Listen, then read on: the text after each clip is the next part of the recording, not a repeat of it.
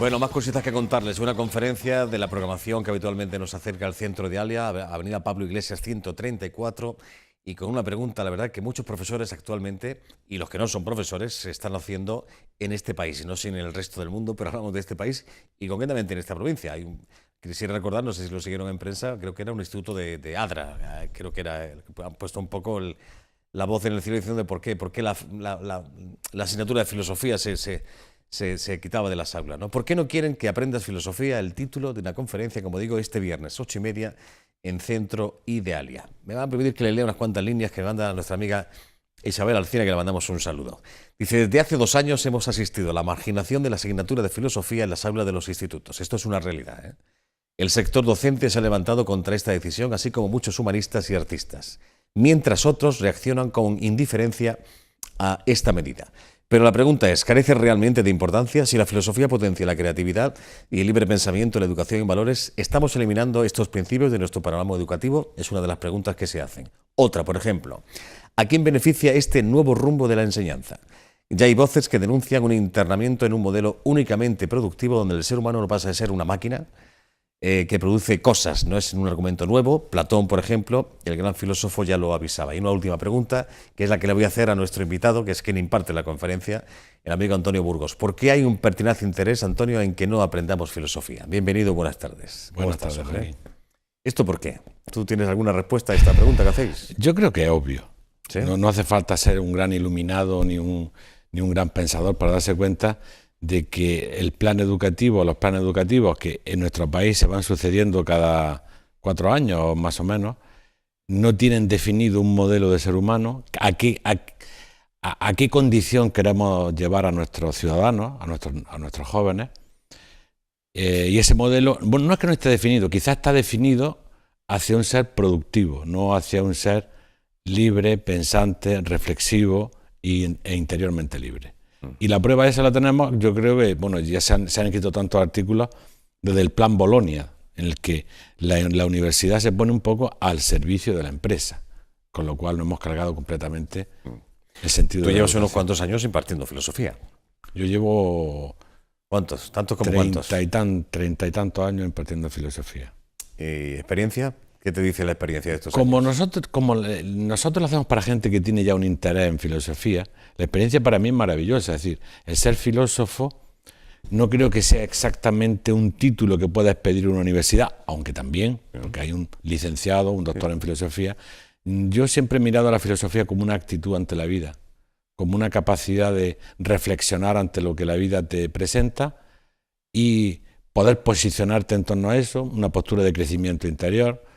Y entonces yo lo he vivido muy bien y la gente de la que me he rodeado creo que hemos salido ganando a lo largo de todos estos años viviendo la filosofía. Por ahí es una pancarta donde aparece un eslogan: pienso, luego estorbo, ¿no? Es un mensaje sí, pienso, real, luego si es posible, ahí lo tenemos, ¿no? Pienso, luego estorbo. No sé si esto realmente es así, ¿no? En fin, para no estorbar hacen o intentan hacer, yo creo que lo consiguen, a través de la televisión y otros muchos medios, bueno, para intentar esto, ¿no? De que la gente no se para a reflexionar un poco lo que está sucediendo a su alrededor. Decir, bueno, nos entretenemos un poquito con 4 cositas y que no se piense demasiado, ¿no? Mira, yo creo que pensar es una cualidad inherente al ser humano. Pero como todas las cualidades inherentes, hay que desarrollarla y que hay que potenciarla y afinarla. O sea, pensar no es solo sumar 3 y 2. Pensar no es solo saber cuándo uno tiene que cruzar un semáforo o no. Ese es el aspecto más simple del pensar. Pensar requiere también una reflexión profunda sobre los asuntos más importantes de la vida, creo. O sea, las clásicas preguntas de la filosofía. ¿Yo qué hago aquí? No solamente qué hago como padre, como hijo, como profesional de esto, como hombre o como mujer, sino como ser humano. ¿Yo qué hago en la vida? La pregunta básica de la filosofía creo que es por el sentido de la vida. Una pregunta que poca gente explicita, pero que creo que todo ser humano, en sus momentitos de soledad, en sus momentos de crisis, dice, bueno, pero ¿qué sentido tiene todo esto que estoy haciendo? Todo esto que estoy haciendo. Ese sería el verdadero arte de pensar, claro, que no es inventar cosas. Creo que pensar es descubrir. Y como tiene que haber un sentido, pues si no estaríamos aquí, pues la filosofía nos serviría para eso. Y un hombre cuya vida tiene sentido no es manipulable. Pero si te pregunta eso todas las mañanas, pero no tienen la capacidad, por diferentes circunstancias, de cambiarlo, Antonio, esto se convierte un poco en martirio. Mira, la filosofía clásica, cuando digo clásica no por antigua, sino la filosofía, como nos la mostraron todos los pueblos de tradición filosófica, tenía tres facetas. Una, el fenómeno de conciencia. ¿Quién soy yo y cuáles son las normas que me rigen? Esa es una. Otra es cómo me relaciono con los demás. Lo llamaríamos política, en el sentido más elevado de la palabra. Y otra, cómo cambio, cómo evoluciono y cómo evoluciona el tiempo. O sea, la filosofía, tenemos la idea de que el filósofo es un señor que está metido en una cueva, en una habitación pensando y que no actúa, que no está en el mundo, que no se pronuncia respecto de las cosas. Esa es una de las grandes trabas que no han hecho para que la filosofía se distorsione. Mira, perdón un momentito, que me encontraste, y digo, esto se lo voy a contar a Antonio, también a ustedes, evidentemente. No sé si coinciden el por qué a la gente no le gusta la filosofía, o, en fin, utilicé la palabra odio muy fuerte, pero bueno, ¿por qué la gente odia la filosofía? Uno de los motivos, por su mala experiencia en el instituto. Esto me parece básico. Totalmente de acuerdo, Joaquín, totalmente. Yo recuerdo. Fue pésima. Pésima. La experiencia. Pésima. ¿Verdad? Pero ¿sabes por qué? Porque no es filosofía, es historia de la filosofía. Dale. Filosofar es esto que estamos haciendo tú y yo. Yo creo que esto es filosofía.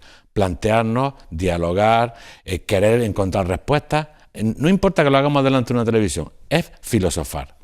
Ahora, si tú te pones a estudiar qué ha dicho cada filósofo a lo largo del tiempo, sin que te lo expliquen muy bien, y además con una tendencia dialéctica, donde se explica a un pensador y el siguiente que dice lo contrario, y el siguiente que dice lo contrario de los dos, que no es verdad, o sea, desde mi punto de vista no es verdad, son visiones complementarias respecto a la misma cosa, que es muy distinto, con lo cual al alumno se le da diferentes visiones de lo mismo, con lo cual va a poder elegir. Entonces, si te la explican mal y te la explican como dialécticamente, como una oposición a lo que se dijo anteriormente, yo lo veo. Los chicos dicen no filosofía ni en pintura. Ni en pintura, es un ladrillazo, lo que tienes que examinarte, de que esto no me gusta. Otra de las razones, a ver qué les parece, a ver qué te parece.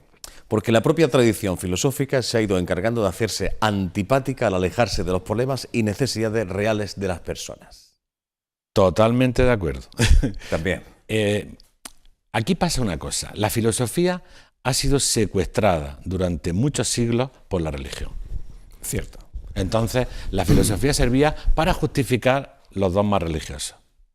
Y a la filosofía le ha costado mucho librarse de los condicionantes religiosos, éticos, mecánicos y sociales. Entonces, desde el momento en que la filosofía es una filosofía de cátedra, de estar pensando para justificar lo que yo ya previamente tengo dicho y no lo puedo contradecir, eso no es filosofía. Eso es una filosofía bastarda en todo caso. Entonces, claro, cuando se explica la filosofía desde ahí, a mí tampoco me interesa, porque eso no es filosofía. Y la filosofía actual, o la corriente filosófica, los pensamientos, los nombres propios de la filosofía contemporánea, distan mucho, hay mucha diferencia a los clásicos, Platón, Aristóteles, etcétera. O sea, se ha cambiado la forma de acercar la filosofía, el pensamiento filosófico a lo largo de la historia, Antonio. Cada época tiene influencia. La filosofía contemporánea, para su desgracia, desde mi punto de vista, está muy influida por las teorías socioeconómicas y el marxismo, y está muy influida por las teorías psicoanalíticas.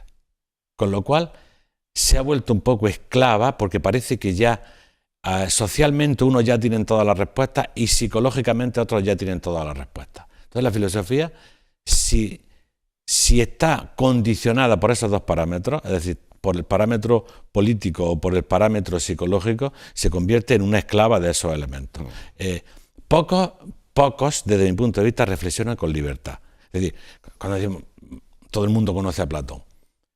Platón tenía una cosa muy curiosa, no tenía teorías propias. Platón expone unas ideas o unos planteamientos que vienen desde el fondo del tiempo y no se los atribuye. Él no se los atribuye a sí mismo. Entonces, a veces encontramos con un tipo de filósofo contemporáneo que parece que va a descubrir la pólvora. Y entonces que su teoría es la que explica toda la realidad universal y humana. Y a mí me parece que es un poco vanidosa en cierto sentido. Y luego hay otros que son unos muy buenos divulgadores de la filosofía, muy buenos expositores de la filosofía. ¿Y el que no haya respuestas para tantas preguntas no tiene un matiz positivo para que te las sigas haciendo de alguna forma? Es que yo creo que la filosofía es esencialmente vital. Yo creo que filosofía es una actitud ante la vida, una actitud de búsqueda, de comprensión. Entonces no hay una solución definitiva y sobre todo que sea instantánea, porque todo, como hablábamos antes, una de las claves de la filosofía es entender el proceso evolutivo. El ser humano no es un ser acabado, el ser humano es un ente en evolución, es alguien que va creciendo, que va comprendiendo, que se va desarrollando a lo largo del tiempo. Por lo tanto, no esperemos que exista una pastilla filosófica que te resuelva las dudas. Está claro. Y una de las cosas que propone siempre la filosofía, tiene que haber una transformación interior, una metanoia. O sea, para comprender determinadas cosas, el ser humano no se puede quedar donde está. Algo en él tiene que ensancharse, algo en él tiene que crecer. Y eso justamente es el efecto más beneficioso de la filosofía, el crecimiento interno, la capacidad de comprender más que ayer. ¿Tú de qué forma, ya para casi concluir, Antonio, de qué forma introducirías de nuevo la filosofía en las aulas para que no ocurra esto que hemos contado, aquello del tocho, que tienes que estudiar el pensamiento de uno, el pensamiento de otro, pues tal, en fin, ¿de qué manera? Un poquito más accesible, que muestre más interés por parte del alumnado. Yo creo que habría que exponer las ideas y dialogar mucho en clase. Dialogar, pero no polemizar. Una cosa es polemizar y otra cosa es dialogar. El diálogo filosófico es, pueden existir diferentes opiniones sobre lo mismo, pero vamos a trabajar con una hipótesis. Debe de haber una verdad que se nos escapa a todos, hasta el profesor, la verdad absoluta. Entonces, vamos a exponer unas cuantas ideas y dialoguemos, ejercitemos esa capacidad de exponer nuestras ideas, no para contraponernos al otro, sino para complementar lo que a mí me falta con lo que el otro tiene. Yo creo que eso es lo que hacemos nosotros en nuestras clases de filosofía. El diálogo, no la polémica sobre las ideas, sino busquemos juntos en la misma dirección. Y eso es muy creativo y muy divertido. Viernes 23, 8:30, Avenida Pablo Iglesias 134, que es donde está Centro Idealia, esta charla, bajo esa pregunta, ¿por qué no quieren que aprendas filosofía? No, hablando un poco en plural, ¿por qué no quieren? Espero que quede un poco claro por qué no les interesa.